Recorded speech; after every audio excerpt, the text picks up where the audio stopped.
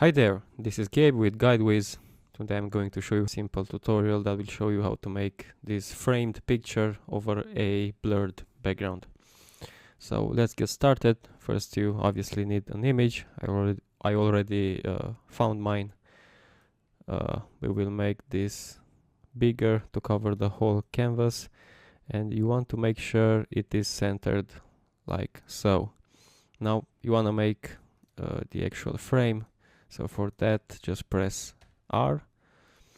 We want to make it like so. A 4x5 format would do the trick. You can make this black. Make the filling empty and make the border around 30.